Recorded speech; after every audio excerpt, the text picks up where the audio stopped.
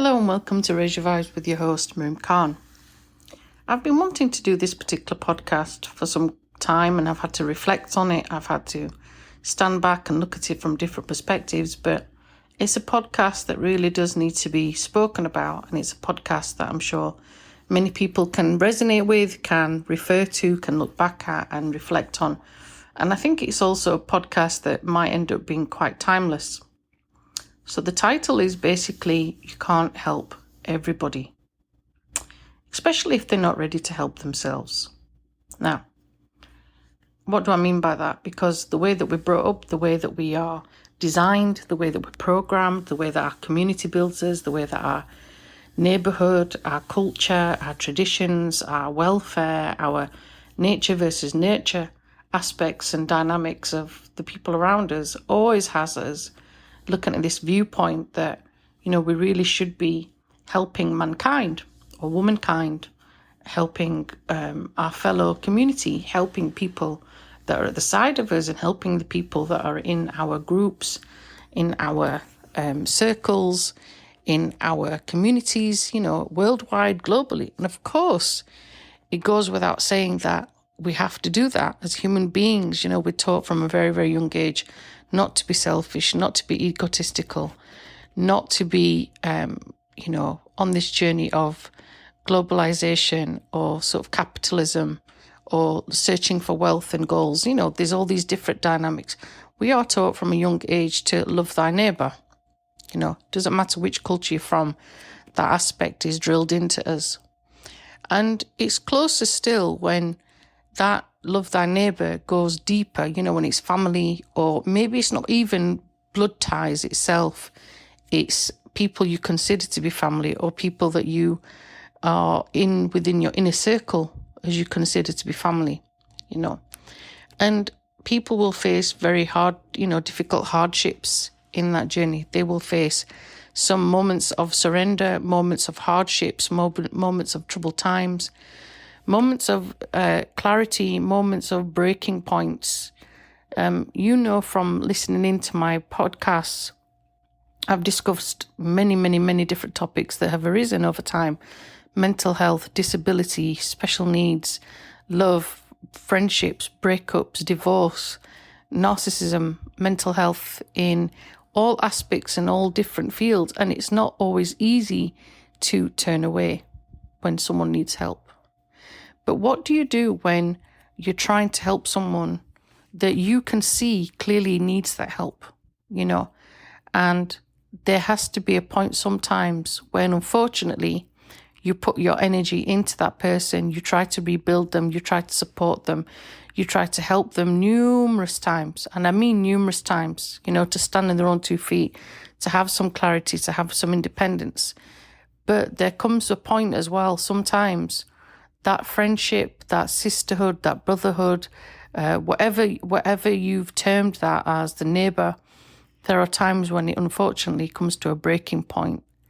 And for your own sanity's sake, for your own mental health's sake, for your own clarity's sake, you have to walk away. Now think about that, because these are not easy options. These are not easy relationships to walk away from sometimes.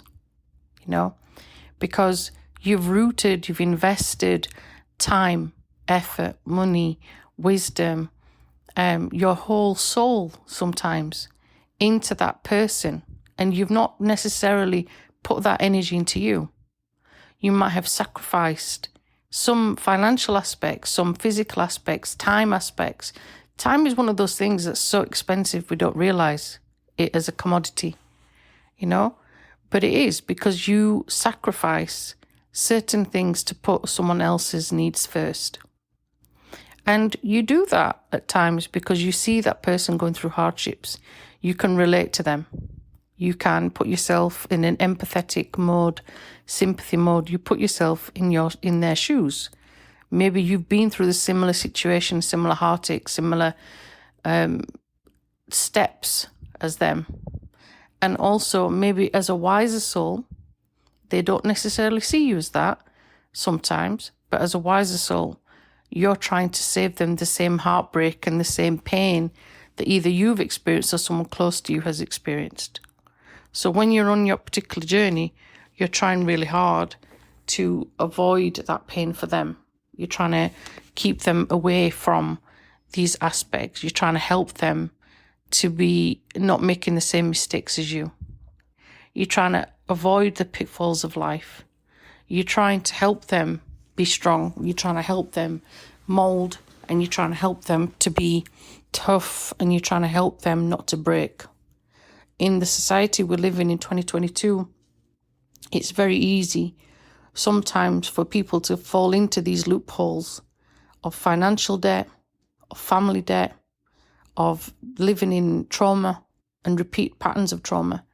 And they don't see the downfall. They don't see the pitfalls. They don't see the narcissistic sharks around them. And sometimes that person in the mirror looking back at them is their own worst enemy, because you can try and try and try till you're blue in the face, tell them that what they're doing is not right. You try to steer them onto the right path like a parent, I guess, and you try and steer them into the path of righteousness for them, not for you. It's not about your ego.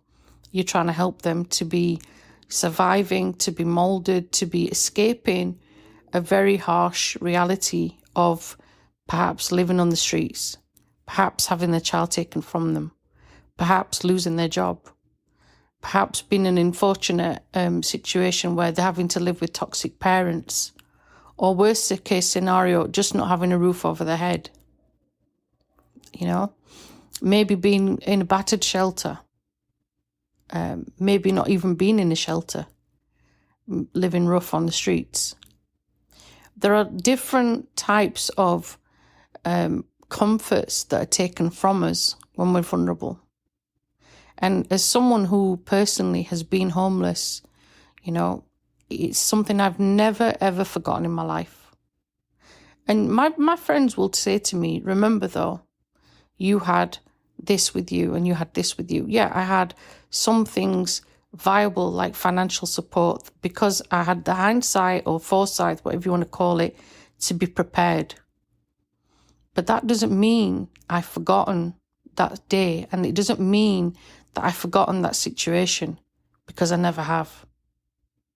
Even on a recent trip, I was meeting someone and I was talking to this gentleman who happened to be homeless. And it's interesting how many people will walk past somebody that's a beautiful soul like this gentleman was, and not stop and say hello, and not stop and ask how that person's day is going, and not ask how I might be able to help. Because people see them as being invisible, and they're not. They're part of us, they're part of our community. And it doesn't matter if that person is wanting $1, £1, whatever. The point is, are you giving a bit of your time? As I said, time is a very, important commodity. And there are people in this world that sometimes don't provide that time. Now, you can invest that time in someone to help them out of a dark hole, out of a situation that they need to be out of. And I've done that many, many times with various people in my life. And I always know, and I've always said it to myself, that when God, our creator, our spirit, whatever you want to believe in, puts me in touch with certain people, I always know that sometimes with that particular individual, there's an expiry date. And that isn't meant to sound rude, by the way. It's expiry date in the sense of I'm in that person's lifetime for as much as I'm meant to be there. Then they're meant to be by themselves. And sometimes that will come quicker than you think. And there are times when people will outmaneuver you, people will try to be righteous, and people try to be rude, and people will try and do very toxic things to alleviate you or to remove you from that situation. And what they forget sometimes is the person they're neglecting is not just themselves, it's the people around them, the vulnerable people around them, and each to their own. But there are times when you will do everything you can. And I've known many parents, many family members, many friends that have helped their siblings, they've helped their daughters, they've helped their sons, get back on their feet after toxic relationships, toxic situations that unfortunately life puts us in sometimes that are out of our control. And the other person really just doesn't appreciate the love and support and the kindness that that person has poured into them to make sure that, for example, they're still alive, to make sure that they still had a roof over their head, they had food in their stomach, when people around them wouldn't. And it's very interesting how very, very quickly some people can take that kindness that you've poured and poured and poured into that person to uplift them, to hold them, to mold them, to keep them from breaking, how quickly they can, very quickly, can turn it around and make it about you.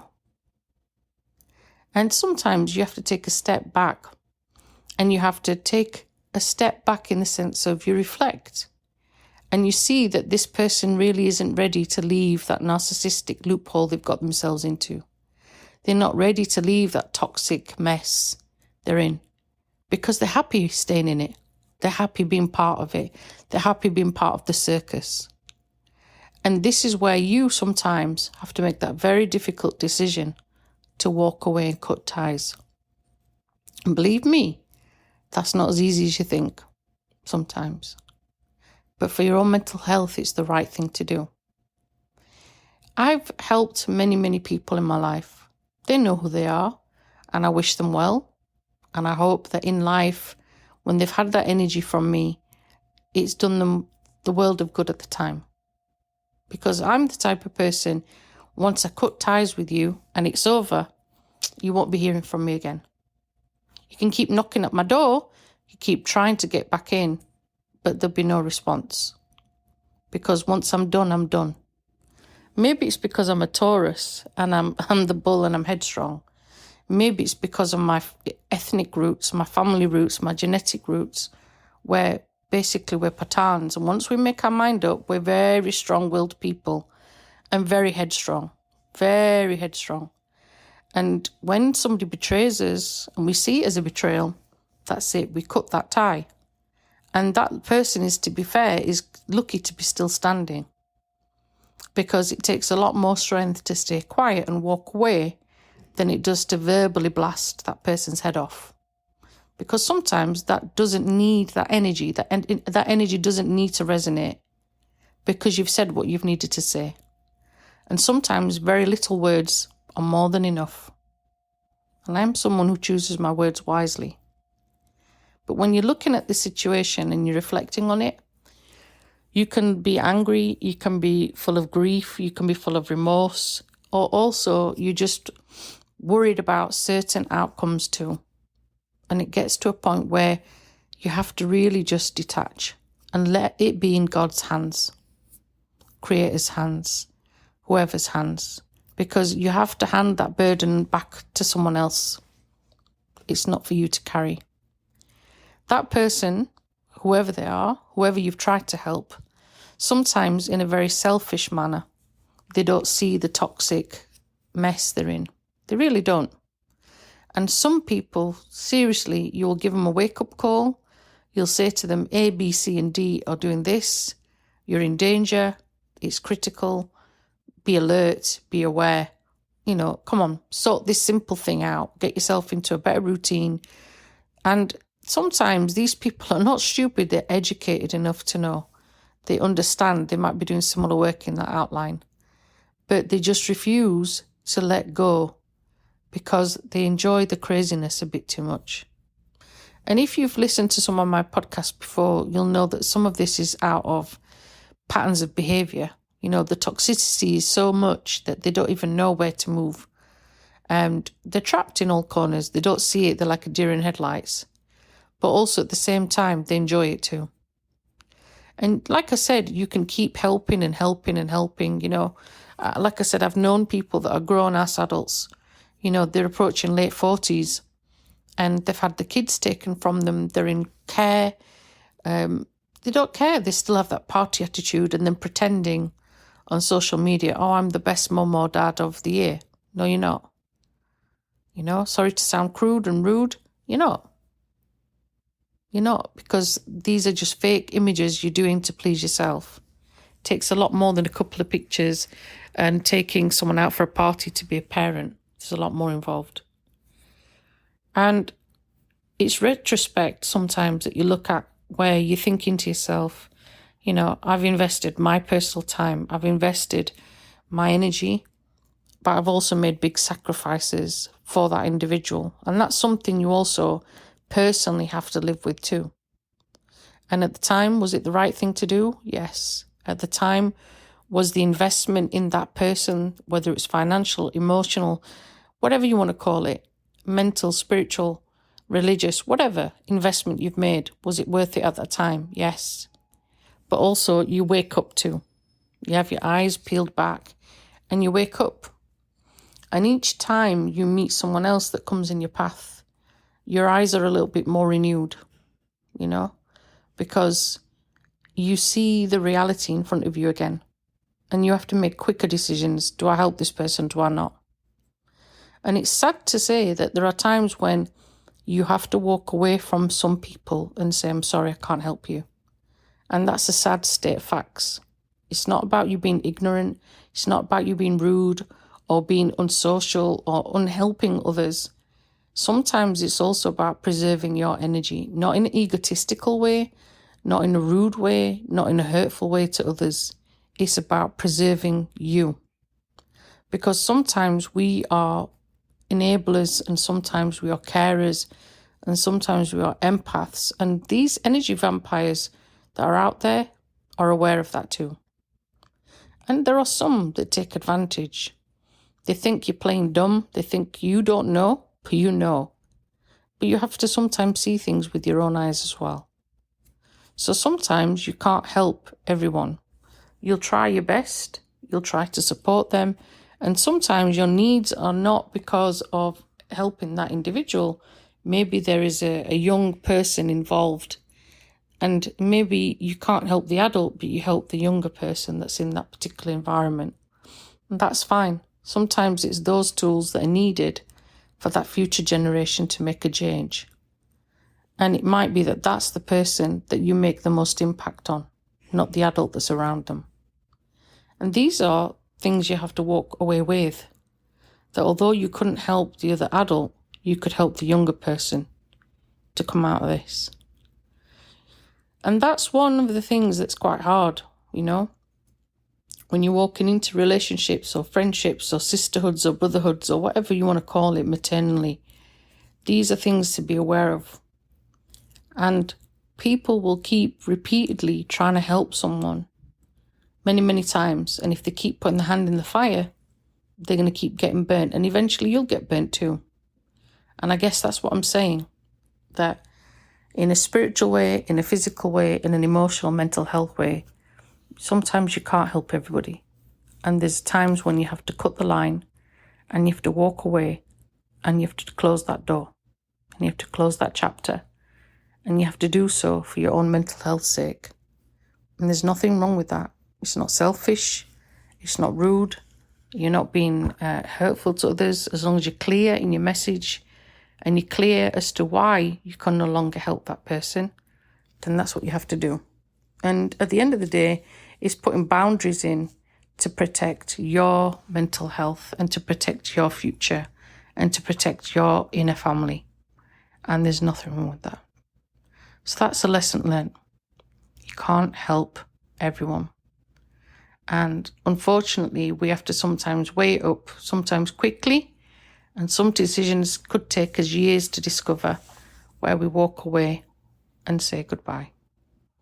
And that's sometimes the moral message, You walk away, you say your goodbyes, you close the door, and you focus on you.